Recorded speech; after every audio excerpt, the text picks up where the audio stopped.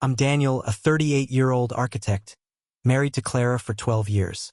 Our life in Portland was a canvas of routine. Coffee at dawn, her yoga classes, my blueprints, and evenings with takeout and Netflix. Clara, with her auburn hair and infectious laugh, was my anchor. We'd built a home, a rhythm, a love I thought was unbreakable.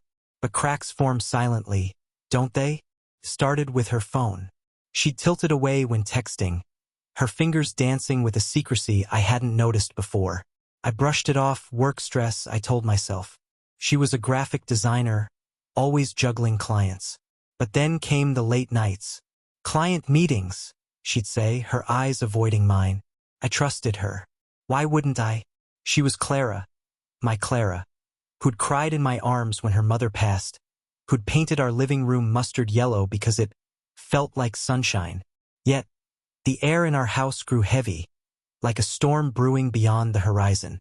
One evening, I found a receipt in her purse. Dinner for two at La Lune, a place we'd never been together. The date? Last Tuesday, when she'd said she was working late. My stomach churned, but I didn't confront her. Instead, I watched. Her smiles felt rehearsed now, her touches fleeting. I started checking her phone when she showered, hating myself for it. No texts, no calls. Just a locked app called Notes I couldn't crack. I wasn't a paranoid man, but doubt is a seed that grows in the dark. I began to notice her scent. Something musky, not her usual lavender. It clung to her coats, her scarves. I'd lie awake, her breathing soft beside me, wondering who she was dreaming of. Was I losing her, or had I already lost her? I needed proof, not just whispers of suspicion. So, I did something I never thought I'd do. I hired a private investigator, a grizzled man named Paul who smelled of cigars and regret. "Give me a week," he said. I gave him her schedule, her habits, my trust. Each day, I worked on my designs, lines blurring as my mind wandered. Clara noticed my distance. "You okay, Dan?" she'd ask, her voice laced with something. Guilt? I'd nod, smile, and change the subject. I wasn't ready to face the truth. Not yet. But Paul's call came on a rainy Thursday. "Got something," he said. "Meet me tomorrow." My heart pounded as I hung up. The man I was trusting, steady, was unraveling, and in his place stood someone new, someone ready to see the fracture in my world for what it was. Paul's office was a cluttered hole-in-the-wall downtown, papers stacked like a confession of chaos. I sat across from him, the chair creaking under my weight, my palms sweaty. He slid a manila envelope toward me, his eyes unreadable. "You sure you want this?" he asked. I nodded, though my throat tightened. Inside were photos, grainy but unmistakable. Clara, my Clara, at La Lune, laughing across a candlelit table from a man I didn't know. His hand rested on hers, her smile brighter than I'd seen in months. Another photo, them leaving, her arm looped through his, her head tilted toward him like he was her son. My chest burned, but I kept looking. There was a park, a bench, her lips on his cheek. A hotel lobby, their fingers intertwined. Each image was a knife, carving away the life I thought we had. "Who is he?" I managed, my voice a stranger's. Paul leaned back. "Elliot Harper, 35, real estate developer. Married, 2 kids. Met your wife at a design conference 6 months ago." 6 months. Half a year of lies, of her coming home to me with his scent on her skin. I wanted to vomit, to scream, but I just sat there, clutching the photos. Paul gave me more. Texts he'd pulled from some digital wizardry. Not from her phone, but from Harper's. "Meet me at the usual spot," one read. "Miss you already," another. Clara's replies were worse. "You make me feel alive." I read that one twice, the words searing into me. Alive. What was I, then? The man who paid the bills, who held her when she cried, who loved her through every flaw. I drove home in a daze, the rain smearing my windshield like my thoughts. Clara was at yoga, or so she'd said. I checked her phone again, still locked, but now I saw it differently. Not a device, but a vault of her betrayal. I didn't confront her that night. Couldn't. I needed to understand, to plan. I started following her myself, borrowing a friend's car to avoid suspicion. I saw them once, at a cafe, her hand brushing his arm, their laughter a private language. It wasn't just physical. It was emotional, intimate, a theft of everything I thought was mine. I stopped sleeping, my mind a loop of her smiles, his face, their secret world. I wasn't just hurt, I was erased. But anger was growing, a dark seed in my chest. I didn't want to just end it. I wanted her to feel the weight of what she'd done. I started digging into Elliot Harper, his life, his weaknesses. If Clara had built a new world with him, I'd tear it down, brick by brick, and make sure she watched it crumble. Clara's routines were my map now. Yoga at 6 p.m., coffee runs at 8 a.m., client meetings that stretched past midnight. I knew which ones were lies, thanks to Paul's updates and my own sleepless vigilance. I became a ghost in my own life, watching her live hers. She'd kiss me goodbye each morning, her lips cool, her eyes distant. I'd smile back, playing the part of the oblivious husband while my mind churned. Elliot Harper was the key, not just to her betrayal but to my revenge. I researched him obsessively. LinkedIn, public records, even his wife's social media. Sarah Harper, 34, posted about family vacations, charity runs, and her perfect husband. Did she know? I wondered if she was as blind as I'd been. Elliot's real estate empire was flashy, condos, commercial spaces, a reputation for charm and ruthlessness. He was a man who got what he wanted, and he wanted my wife. I found his schedule through a hacked assistant's calendar. Paul's connections were shady but effective. Elliot met Clara twice a week, always at discreet spots. A boutique hotel, a wine bar, a rented apartment I didn't know she had access to. The apartment was the strangest part. Leased under a fake name, paid in cash. Clara, my practical Clara, had a double life so elaborate it felt like fiction. I got the address and went there one evening, parking across the street. Their silhouettes moved behind the curtains, laughing, touching.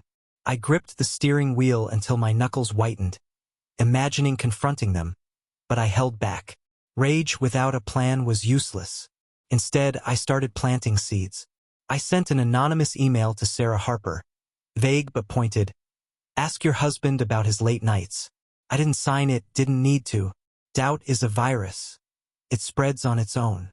I watched Clara closer, noticing her nervous tics, checking her phone too often, jumping when I entered a room. Was she sensing the net tightening? I kept my routine normal, even affectionate, cooking her favorite pasta, asking about her day. Each lie she told was another brick in the wall I was building. I hired a hacker to dig deeper into Elliot's finances.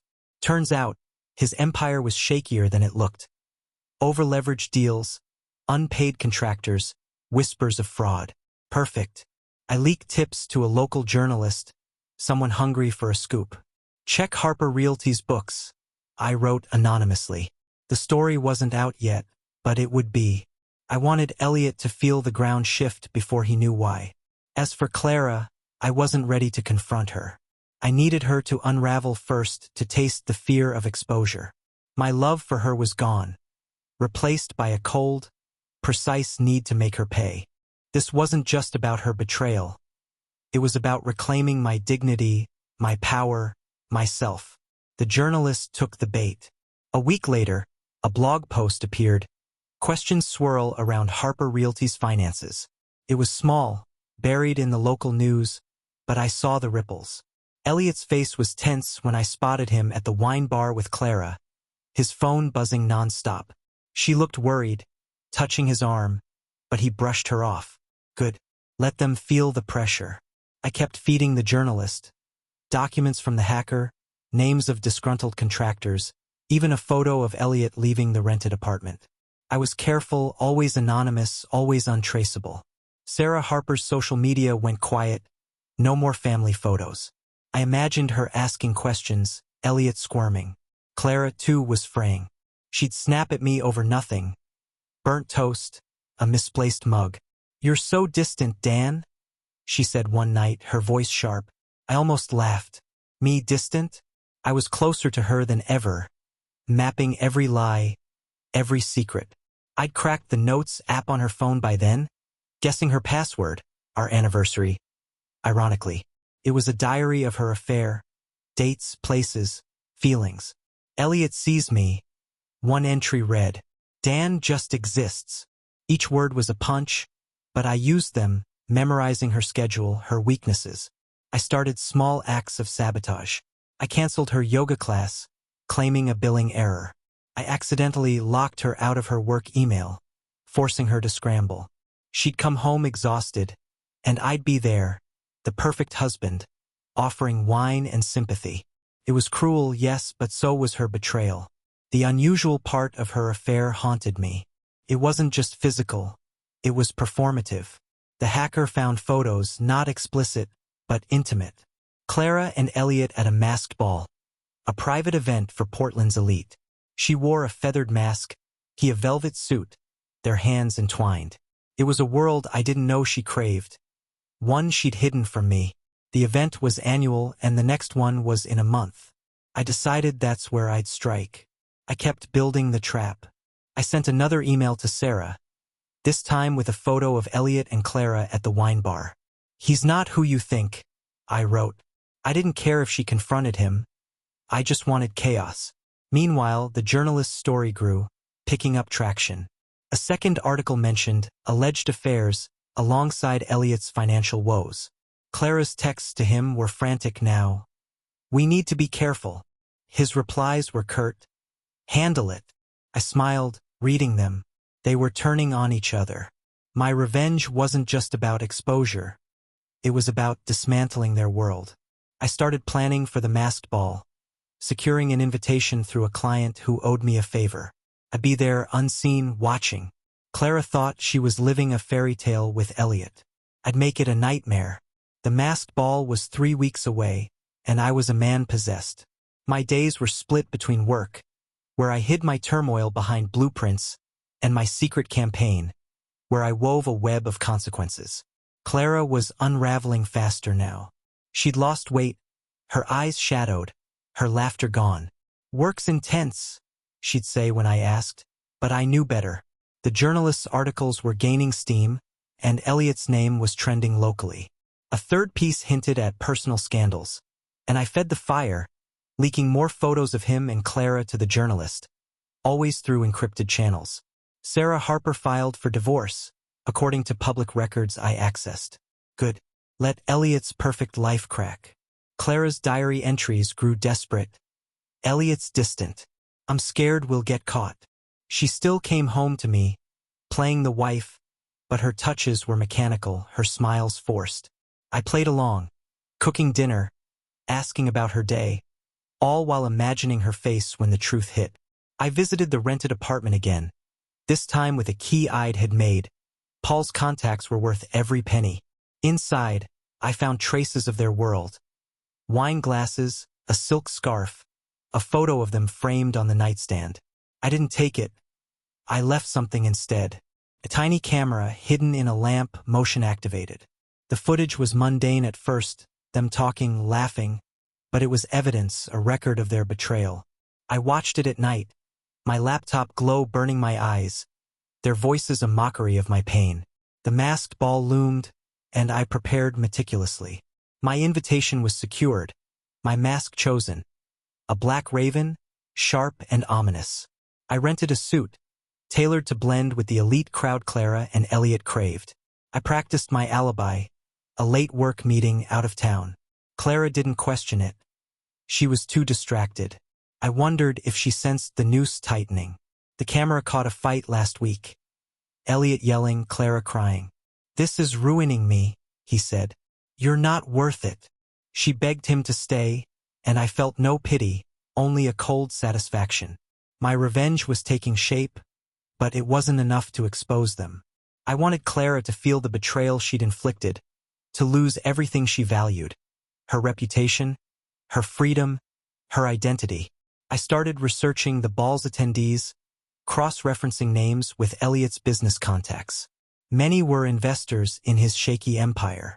I'd used the ball to plant seeds, to whisper doubts about his stability, his loyalty. As for Clara, I'd let her see me there, masked but unmistakable, just before her world collapsed. I wasn't just breaking her heart. I was breaking her illusion of control. The man she thought I was, steady, forgiving, was gone. In his place was someone new, someone who'd make her pay for every lie, every stolen moment, every piece of me she'd thrown away. Clara's unraveling was a quiet symphony, and I was its conductor. Her phone buzzed constantly now, but she'd silence it, her fingers trembling. I knew why. Elliot was crumbling. The journalist's articles had sparked a firestorm. 2 major investors pulled out of Harper Realty, citing instability. My anonymous leaks, financial records, blurred photos of Elliot and Clara were doing their work. I'd become a shadow puppeteer, pulling strings from a distance. At home, Clara's facade cracked further. She'd stare into space, her coffee untouched, or snap at me for leaving dishes in the sink. "You're so calm," she said once, her voice bitter. "Does nothing bother you?" I smiled, masking the storm inside. "I'm fine, Clara. Are you?" Her eyes flickered with something. Fear, maybe, and she looked away. The camera in the apartment caught more arguments. Elliot was paranoid, accusing Clara of leaking their affair. "You're careless," he spat. She cried, but he left, slamming the door. I watched the footage, my heart cold. She was losing him, just as I'd lost her. I kept preparing for the masked ball, now 10 days away. My raven mask arrived, its obsidian feathers glinting like a warning. I practiced my voice, lower and smoother, to blend with the elite crowd. I studied the guest list, memorizing names, connections, weaknesses. Many were Elliot's clients, people who'd trusted his charm. I'd plant doubts, subtle but poisonous, about his reliability. For Clara, I had something else planned. I'd let her see me, just a glimpse, enough to shake her core. The unusual nature of her betrayal gnawed at me. The masked ball photos from last year, found on the hacker's drive, showed Clara and Elliot in a world of decadence. Costumes, champagne, whispered secrets. It wasn't just an affair. It was a performance, a rejection of our life for something glittering and false. I sent another email to Sarah Harper, this time with a date and address, the apartment. "He's there with someone," I wrote. I didn't know if she'd show up, but the possibility was enough. Chaos was my ally. I started leaving clues for Clara, testing her. A La Lune receipt, accidentally, left on the counter. A musky cologne sprayed on my jacket, mimicking Elliot's scent. Her reactions were telling: wide eyes, forced smiles. She was drowning in guilt, and I was the tide. My revenge wasn't just about exposure. It was about stripping her of control, making her question her choices. I met Paul again, handing him cash for more surveillance. "You're playing with fire," he warned. I didn't care. Fire was what I needed. Fire to burn away the life Clara had stolen. The ball was coming, and with it, the moment I'd been building toward. I was ready to step into their world and tear it apart. The apartment camera became my obsession, a window into Clara's crumbling world. Last night's footage showed her alone, pacing, clutching a wine glass. She typed furiously on her phone, then threw it across the room. I checked Elliot's texts later, courtesy of the hacker. "We're done. Too risky." Clara's reply was a wall of pleas. "Don't do this. I need you." He didn't respond. I felt a grim satisfaction, but it wasn't enough. She'd chosen him over me, built a secret life, and now she'd lose both. At home, her lies grew sloppier. She said she was meeting a client, but I followed her to the apartment, where she sat alone, crying. I didn't confront her. I wanted her to stew in her fear. I kept up my act: dinners, small talk, even a bouquet of her favorite lilies. "You're too good to me," she murmured once, her voice heavy. I smiled, hating her. The journalist's next article hit like a bomb. Harper Realty faces fraud allegations. I'd leaked enough to make it stick. Shady contracts, hidden debts. Elliot's empire was teetering, and Clara was collateral damage. Her design firm lost a major client, spooked by the scandal's proximity. She didn't tell me, but I saw the email on her cracked phone screen. The masked ball was a week away, and I finalized my plan. I'd circulate among the guests, dropping hints about Elliot's ruin. Heard Harper's in trouble. I'd say casual but cutting. For Clara, I'd stage a reveal. Not my face, but my presence. I'd wear a ring she'd given me years ago, one she'd recognize. She'd see it and know. The unusual betrayal replayed in my mind. Clara's diary entries described the ball as freedom, a place where she and Elliot were untouchable. It was a fantasy, one I'd shatter. I dug deeper into the event's history, finding rumors of exclusive after-parties. Invite-only affairs where masks stayed on and rules dissolved. Was that where they'd gone? The thought fueled my rage. I sent Sarah Harper one last email. He'll be at the masked ball. So will she. I attached a photo of Clara's mask from last year. Let Sarah crash their world. I started noticing Clara's desperation. She'd linger near me, as if seeking comfort, but I gave her none. You seem stressed, I said once, watching her flinch. Just work, she lied. I nodded, my mind on the ball. I was no longer the man she married, trusting, soft. I was a blade, sharpened by her betrayal, ready to cut. Paul called with a warning. Elliot's hired security. He's spooked. I thanked him, unbothered. Security wouldn't stop me. The ball was my stage, and I'd play my part perfectly. Clara thought she'd escaped our life for something better. I'd show her how fragile her illusion was, how easily it could break under the weight of her own deception. 5 days until the masked ball, and the air in our house was thick with unspoken truths. Clara was a ghost of herself. Pale, jumpy, her phone glued to her hand. She'd stopped pretending to work late, instead staying home, staring at walls.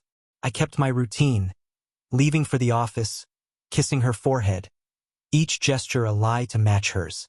You're my rock, she said yesterday, her voice cracking. I nodded, my jaw tight, thinking of the camera footage. Her sobbing alone in the apartment, muttering Elliot's name. He'd ghosted her completely, his texts silent, his office shuttered. The journalist's latest piece, Harper Realty on brink of collapse, had done its job. My leaks had turned whispers into screams, and Elliot's investors were fleeing. I wondered if Clara knew how deep the damage ran. I checked her diary app nightly, her entries now frantic. I've lost everything. Dan suspects something. I can't breathe. Good. Let her suffocate in her choices. I prepared for the ball with surgical precision. My suit was pressed, my mask polished, my ring cleaned. A silver band with a Celtic knot. A gift from Clara on our 5th anniversary. She'd notice it, and it would unravel her. I memorized the venue's layout. A sprawling mansion outside Portland. Its ballroom lit by chandeliers. Its gardens perfect for private confrontations.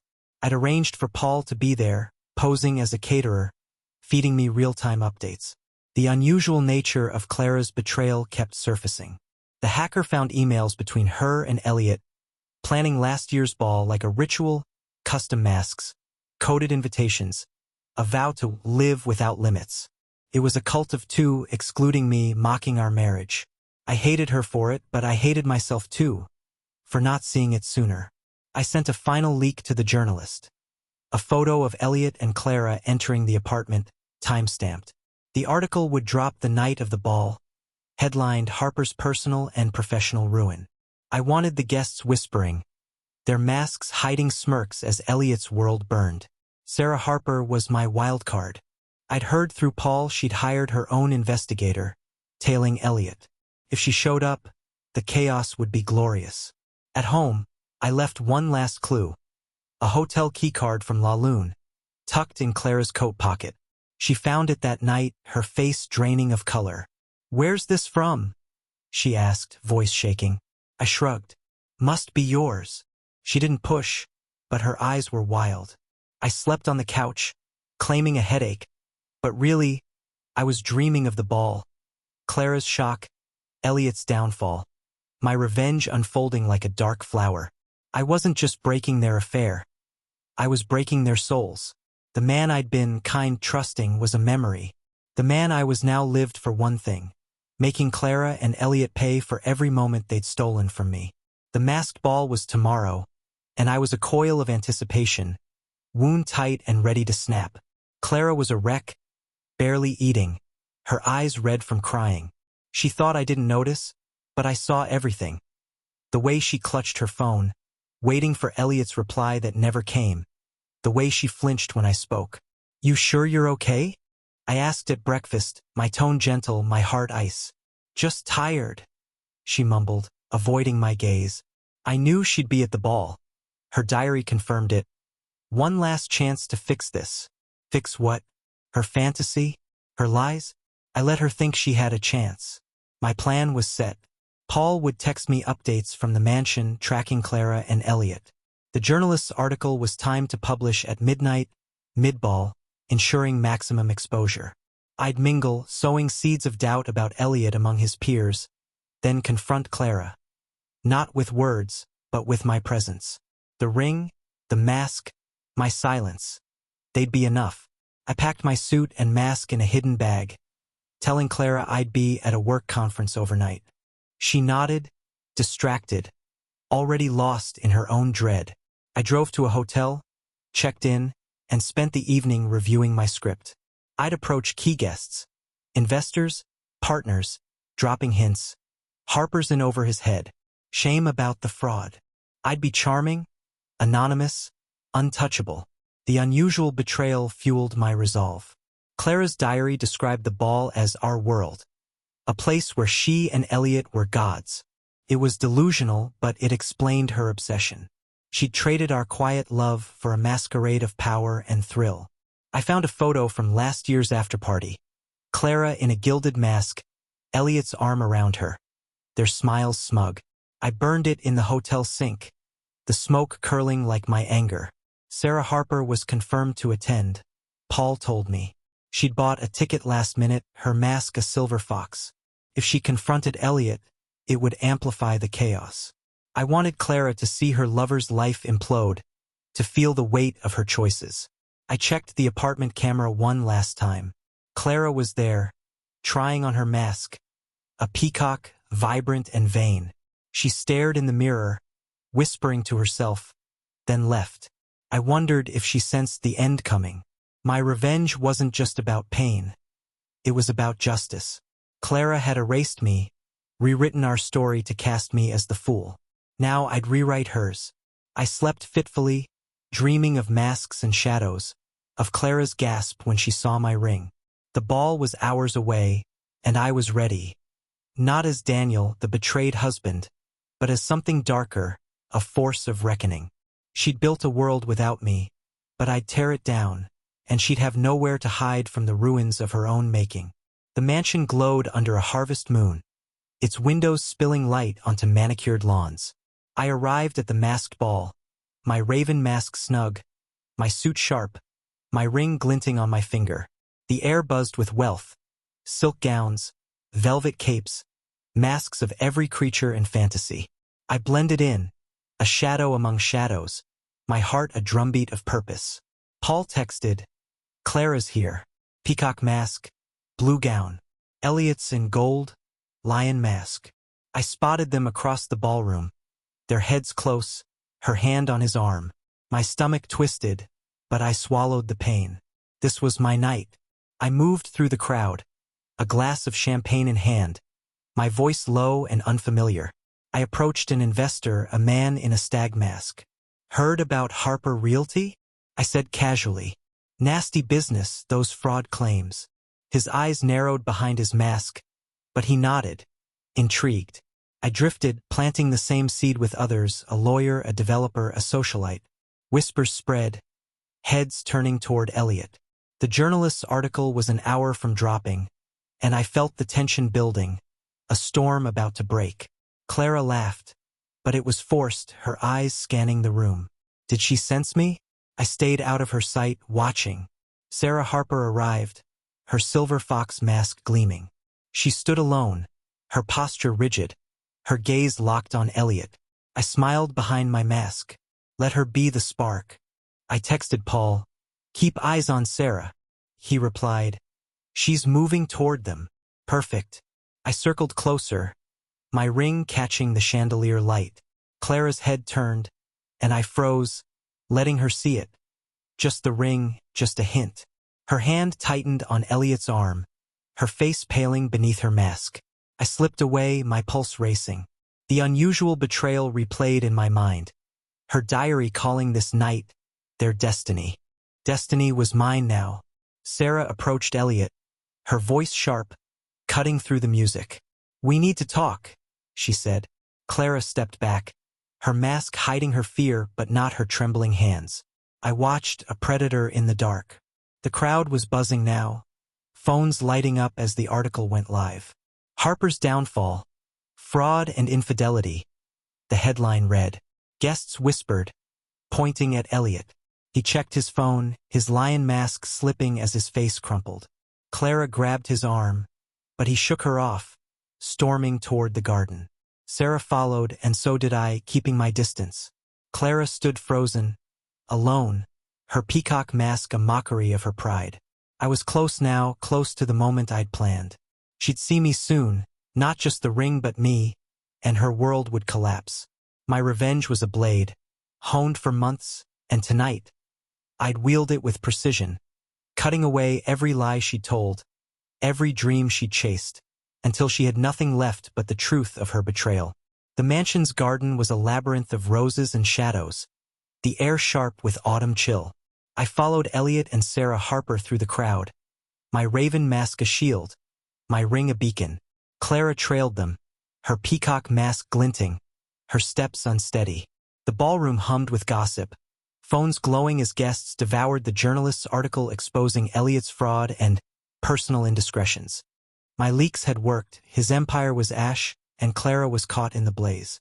I stayed hidden, a specter in the night, watching Sarah confront Elliot near a marble fountain.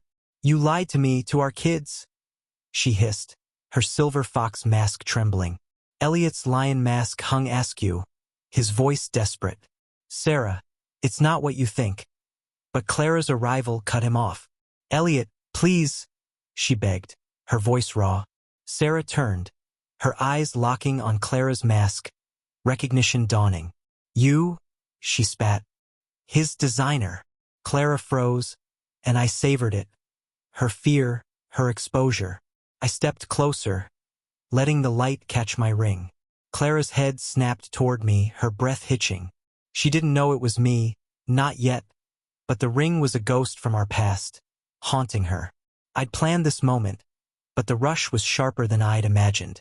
The unusual betrayal fueled my resolve. Clara's diary had called the ball their sanctuary, a place where she and Elliot rewrote their lives. Now it was their reckoning. Sarah lunged at Clara, words like knives. "You ruined my family."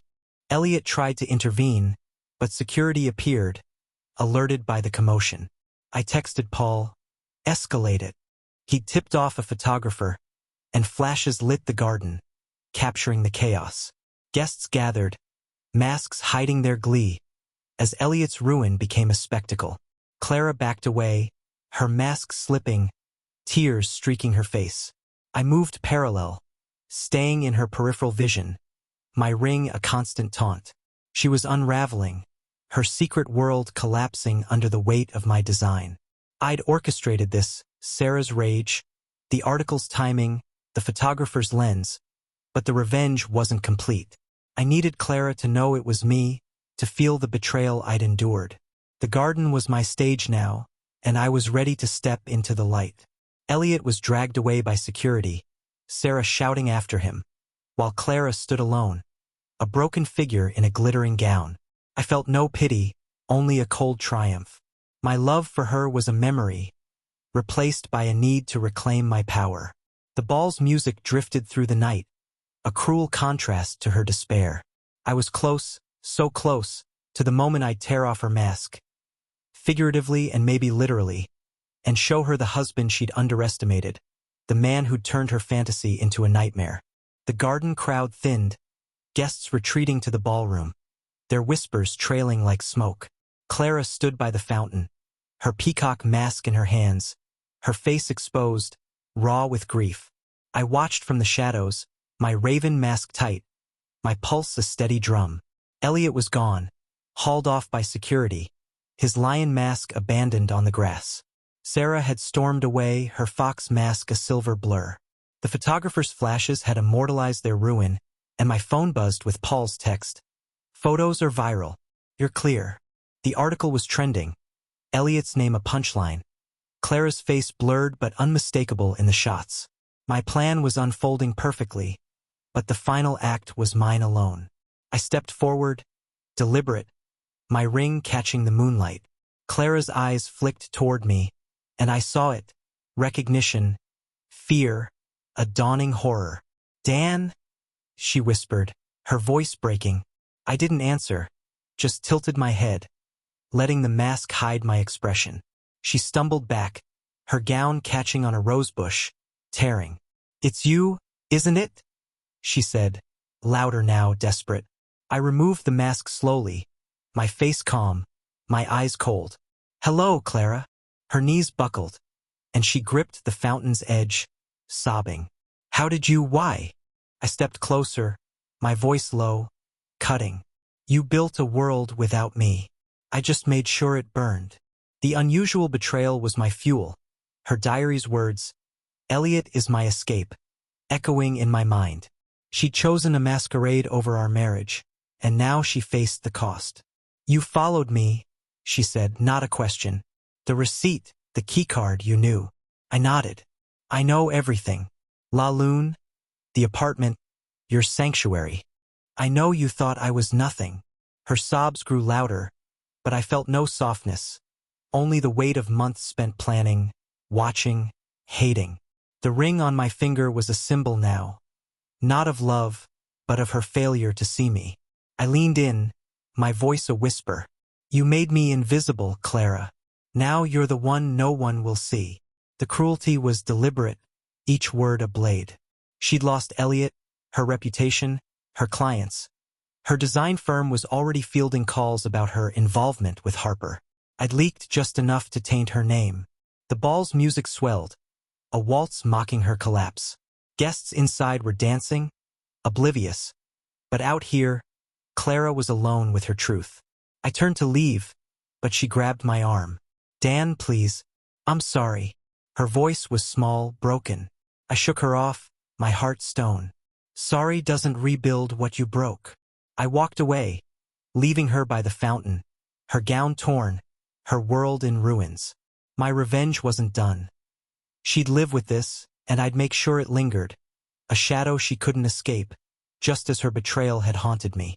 I left the garden, the mansion's lights fading behind me, Clara's sobs echoing in my ears. The ball continued, its decadence untouched by the drama I'd orchestrated. I drove to my hotel, the raven mask on the passenger seat, a relic of my triumph. My phone buzzed with notifications. The article had exploded, social media ablaze with Elliot's downfall and Clara's blurred face in the photos. Harper's mistress was the cruel label trending, and I felt a grim satisfaction. She'd wanted to be a goddess in their secret world. Now she was a scandal's footnote. I checked the apartment camera one last time. Clara hadn't returned there. She was likely still at the mansion or wandering, lost. I didn't care. The unusual betrayal replayed in my mind. Her diary's obsession with the ball. Her belief that she and Elliot were untouchable. I'd touched them, all right, with a vengeance that left no room for mercy. Back at the hotel, I poured a whiskey, the burn matching my mood. Paul called, his voice gruff. You got what you wanted. They're done. I thanked him, but the victory was hollow. I destroyed Clara's world, but mine was still fractured. The man I'd been trusting, loving, was gone, replaced by this cold architect of ruin. I slept fitfully, dreaming of masks and fountains, of Clara's eyes when she saw me. Morning brought clarity. I checked out, drove home, and found Clara there, curled on the couch, her peacock mask discarded on the floor. She looked up, her face swollen from crying. Dan, she started, but I raised a hand. Don't. I packed a bag, my movements deliberate. You're leaving? She asked, her voice small. You left first, I said, not looking at her. I'd already contacted a lawyer, started the divorce process. My revenge wasn't just the ball. It was erasing her from my life. I'd leased a new apartment, a clean slate. Clara's firm was imploding, clients dropping her after the scandal. Elliot's company filed for bankruptcy that morning. His name toxic. Sarah Harper's divorce was public, her interviews scathing. I'd set the dominoes falling, and they'd crushed Clara's world. The cruelty was in the permanence. She'd live with the shame, the loss, the knowledge that I'd outplayed her. I walked out, her pleas fading behind me. My new life waited, but first I had one more move. I sent an anonymous package to Clara's firm. Her diary entries, printed, detailing her affair. Let her colleagues see her truth. It was vicious, yes, but so was her betrayal. She'd rewritten me as a fool. I'd rewritten her as a cautionary tale. The sting of my revenge would linger, a reminder that she'd underestimated me, and that was her greatest mistake. Weeks passed, and I settled into my new apartment, a stark space of glass and steel, far from the home Clara and I had shared. The divorce papers were served, and she didn't fight them, her signature shaky on the documents. I heard through Paul she'd moved to a small studio. Her design firm shuttered, her name whispered in Portland's creative circles as a warning. The masked ball's fallout was relentless. Elliot faced fraud charges, his assets frozen, his family gone. Sarah Harper thrived, her tell-all interviews painting him as a villain. Clara was a ghost, her social media silent, her friends distant. My revenge had been surgical, but its shadow was long. I worked, I ate, I slept, but the victory felt like a weight. The unusual betrayal, Clara's immersion in a world of masks and secrets, haunted me. I'd burned her fantasy to the ground, but the ashes clung to me. I kept the raven mask on a shelf, a reminder of what I was capable of. Sometimes, I'd catch myself rereading her diary entries, not for pain but for understanding. "Dan's steady, but Elliot's alive," she'd written. Steady. I'd been her anchor and she'd cut the rope. I started seeing a therapist, a quiet woman who listened as I unpacked the rage, the planning, the cruelty. "You reclaimed your power," she said. "But at what cost?" I didn't have an answer. I avoided places we'd loved, La Lune, the park, our old coffee shop. Portland felt smaller now, tainted by her lies. One day, I saw Clara at a grocery store, her hair dull, her eyes hollow. She didn't see me and I didn't approach. She was a stranger, carrying the weight of my revenge. I'd made her pay, but the sight stirred no joy, only a dull ache. My cruelty had been precise. The leaks, the photos, the diary sent to her firm, but it hadn't rebuilt me. I threw myself into work, designing buildings that felt like armor. Paul called once, offering to dig into Clara's new life. "Let it go," I told him. I didn't need to know. She was living her punishment, and I was living mine. The ball was a memory, its music a faint echo. I'd won, but victory was a cold companion. I started running, miles each morning, chasing clarity. The ring stayed in a drawer, a relic of a life I'd left behind. My revenge had been cruel, yes, but it was justice for the man she'd erased. Clara's betrayal had been a performance, a masquerade of love and lies. I'd torn off her mask, shown her the cost of her choices. The shadow of that night would follow us both, but I was learning to step into the light, to rebuild without her, to find a self she'd never known. A year later, I stood on a rooftop I designed, Portland's skyline glittering below. The divorce was final, the house sold, Clara a footnote in my past. I'd heard she'd left the city, maybe to Seattle, chasing a fresh start. Her name no longer carried weight in design circles, her scandal a fading echo. Elliot was in court, his empire dust, his life a cautionary tale. Sarah Harper had moved on, her kids thriving, her story one of resilience. My revenge had reshaped their worlds, but it had reshaped me most of all. The masked ball was a distant dream, its cruelty a scar I carried. The unusual betrayal, Clara's plunge into a secret elite, her belief that she could rewrite our love, still stung, but it no longer defined me. I'd dismantled her fantasy with precision, from the leaks to the fountain confrontation, from the ring's glint to the diary's exposure. I'd been vicious, unrelenting, but I didn't regret it. She'd stolen my trust, my dignity. I'd taken her illusion of invincibility. My therapist asked if I'd forgiven her. No, I said. But I've forgiven myself. That was enough. I'd kept the raven mask, not as a trophy but as a reminder. I could be both creator and destroyer. I was designing again, not just buildings but a life, dinners with friends, a new coffee shop, a dog named Finn who ran with me at dawn. The ring was gone, donated to a charity auction, its weight lifted. I didn't follow Clara's life, didn't need to. My revenge was complete the moment she saw me at the ball, the moment she knew I'd orchestrated her fall. Its cruelty was in its permanence. She'd carry the shame, the loss, the truth that I'd outplayed her. I stood on that rooftop, the wind sharp, and felt something new. Freedom. Not from her, but from the man I'd become to destroy her. The architect of revenge was retiring, making way for someone softer, wiser. The city below was alive, its lights a map of possibility. I thought of Clara's diary, her words about Elliot making her alive. I was alive now, not because of rage or triumph, but because I'd chosen to rebuild. The masked ball had been her stage, her betrayal a performance. I'd rewritten the ending, turned her fairy tale into a tragedy. But this was my story now, and I was writing it alone, with no masks, no lies, just the truth of who I'd become. A man who'd faced betrayal, wielded cruelty, and walked away whole. The reckoning was over, and I was finally home.